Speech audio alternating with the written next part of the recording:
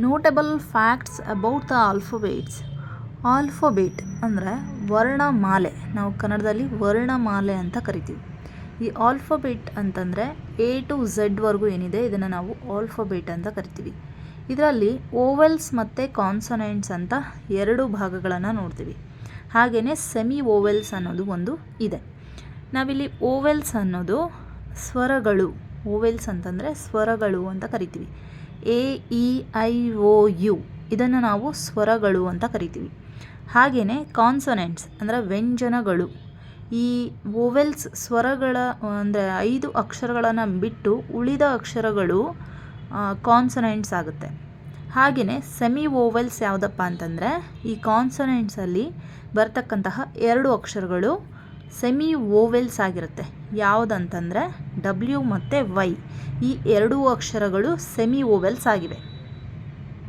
Letter, the smallest unit with the help of which we write an English word is known as letter.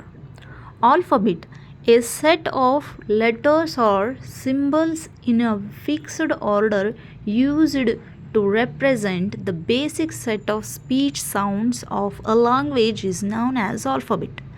A to Z ವರೆಗೂ ಏನು ಅಕ್ಷರಗಳ ಗುಚ್ಛವನ್ನು ನಾವು ಈ alphabet ಅಂತ ಕರಿತೀವಿ.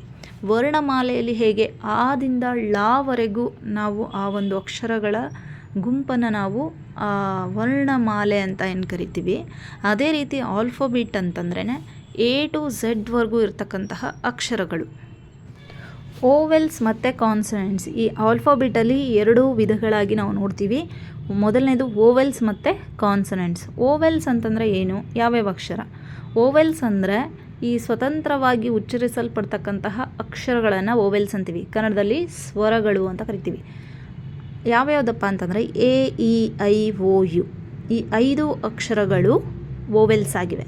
ಹಾಗೆಯೇ ಕಾನ್ಸನೆಂಟ್ಸ್ ಈ 5 ಅಕ್ಷರಗಳನ್ನು ಬಿಟ್ಟು, ಓವೆಲ್ಸನ್ನು ಬಿಟ್ಟು ಉಳಿದಂತಹ ಅಕ್ಷರಗಳನ್ನು ನಾವು ಕಾನ್ಸನೆಂಟ್ಸ್ ಆಗಿ ಕನ್ಸಿಡರ್ ಮಾಡಿದ್ವಿ.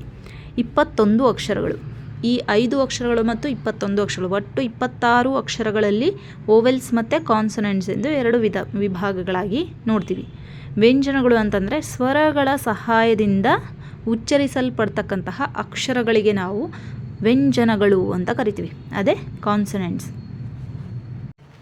A-E-I-O-U ಈ ಅಕ್ಷರಗಳು ಸ್ವತಂತ್ರವಾಗಿ ಉಚ್ಚರಿಸಲ್ಪಡ್ತವೆ, ಅಂದರೆ ಗಂಟ್ಲಿಂದ ಅಂದರೆ ಇವು ಒಳಗಿಂದ ಬರ್ತಕ್ಕಂತಹ ಒಂದು ಅಕ್ಷರಗಳು, ಸ್ವರಗಳು. ಹಾಗೆಯೇ consonants B to N Z ವರೆಗೂ ಏನಿದೆಯಲ್ಲ, ಈ ಕಾನ್ಸನೆಂಟ್ಸ್ ಈ ವ್ಯಂಜನಗಳು ಬಾಯಿ ಮತ್ತು ನಾಲಿಗೆಯ ಸಹಾಯದಿಂದ, ಹಲ್ಲು ಬಾಯಿ ನಾಲಿಗೆಯ ಸಹಾಯದಿಂದ ನಾವು ಈ ಅಕ್ಷರಗಳನ್ನು ಉಚ್ಚಾರಣೆಯನ್ನು ಮಾಡ್ತೀವಿ. ನೀವು ಉಚ್ಚಾರಣೆಯನ್ನು ಮಾಡಿ ನೋಡಿದಾಗ ಗೊತ್ತಾಗತ್ತೆ. ಹಾಗೆಯೇ ಸೆಮಿ ಓವೆಲ್ಸ್. ಏನಿದು ಸೆಮಿ ಓವೆಲ್ಸ್ ಅಂತಂದರೆ ಅರ್ಧ ಸ್ವರ. ಅಂದರೆ ಇಲ್ಲಿ ಎಕ್ಸಾಂಪಲ್ ಮೂಲಕ ನೋಡೋದಾದರೆ W ಮತ್ತು Y ಈ 2 ಅಕ್ಷರಗಳು ಸೆಮಿ ಓವೆಲ್ಸ್ ಆಗಿದೆ. ಇಲ್ಲಿ ಮೊದಲನೇದಾಗಿ W ತಗೊಂಡಿದ್ವಿ. ಇಲ್ಲಿ work water wheel, work water wheel, ಇಲ್ಲಿ ಮೊದಲನೆಯ ಅಕ್ಷರ W ಬಂದಿದೆ. ಸೊ ಇದು ಕಾನ್ಸನೆಂಟ್ ಆಗಿ ಕನ್ಸಿಡರ್ ಮಾಡ್ತೀವಿ. ನೆಕ್ಸ್ಟ್ ನ್ಯೂ, ಸಾ, ಬ್ರೌನ್ ಈ ರೀತಿಯ ಪದಗಳು, ಅಂದರೆ ಈ ರೀತಿ ವರ್ಡ್ಸ್ ಬಂದಾಗ ಇಲ್ಲಿ ಕೊನೆಗೆ W ಬಂದಿದೆ ಅಥವಾ ಮಿಡಲಲ್ಲಿ W ಬರುತ್ತೆ. ಸೊ ಇದಕ್ಕೆ ನಾವು ಓವೆಲ್ಸ್ ಅಂತ ಕನ್ಸಿಡರ್ ಮಾಡ್ತೀವಿ. ಹಾಗೆಯೇ Y ಕೂಡ ಯೂತ್, ಎಲ್ಲೋ, ಯಮ್ಮಿ ಈ ರೀತಿಯ, ಅಂದರೆ ಈ ರೀತಿ ವರ್ಡ್ ಫಸ್ಟ್ ಮೊದಲನೆಯ ಲೆಟರ್ Y ಆಗಿ ಬರುತ್ತೆ. ಸೊ ಅದನ್ನು ನಾವು ಕಾನ್ಸನೆಂಟ್ ಅಂತಲೇ ಕನ್ಸಿಡರ್ ಮಾಡ್ತೀವಿ. ಕೊನೆಗೆ Y ಬಂತು ಅಂತಂದರೆ ಅದನ್ನು ಓವೆಲ್ಸ್ ಅಂತ ಕನ್ಸಿಡರ್ ಮಾಡ್ತೀವಿ. ನೋಡಿ, ಫ್ಲೈ, ಸ್ಕೈ, ಬ್ಯುಸಿ ಈ ಒಂದು ವರ್ಡ್ಸಲ್ಲಿ ಕೊನೆಗೆ Y ಬಂದಿದೆ. ಸೊ ಹಾಗಾಗಿ ಇದಕ್ಕೆ ನಾವು ಓವೆಲ್ಸ್ ಅಂತ ಕರಿತೀವಿ.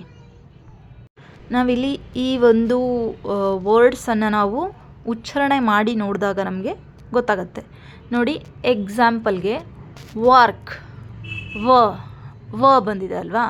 ಅದೇ ರೀತಿ ನ್ಯೂ, ಓ ಬಂದಿದೆ. ಸೊ ಈ ರೀತಿ ನಾವು ಈ ವರ್ಡ್ಸಲ್ಲಿ ಡಿಫ್ರೆನ್ಸನ್ನು ನೋಡ್ತೀವಿ. ಸೊ ಹಾಗಾಗಿ ಕಾನ್ಸನೆಂಟ್ ಆಗಿ ಮೊದಲನೇ ವರ್ಡ್ ಬಂದಾಗ ನಾವು ಕಾನ್ಸನೆಂಟ್ ಅಂತ ಕನ್ಸಿಡರ್ ಮಾಡ್ತೀವಿ. ಅದೇ ರೀತಿ ಕೊನೆಗೆ W ಬಂದಾಗ ನಾವು ಅದನ್ನು ಓವೆಲ್ಸ್ ಆಗಿ ಕನ್ಸಿಡರ್ ಮಾಡ್ತೀವಿ. Y ಅಥವಾ W ಈ 2 ಕೂಡ ಸೆಮಿ ಓವೆಲ್ಸ್ ಆಗಿ ತಮ್ಮ ಕಾರ್ಯವನ್ನು ನಿರ್ವಹಿಸುತ್ತೆ ಅಂತ ಹೇಳ್ಬೋದು. ಸೊ ಈ ವಿಡಿಯೋ ನಿಮಗೆ ಇಷ್ಟ ಆದಲ್ಲಿ ಲೈಕ್ ಮಾಡಿ ಹಾಗೆಯೇ ಶೇರ್ ಮಾಡಿ ಅಂತ ಹೇಳ್ತಾ thank you for watching this video. Follow for more.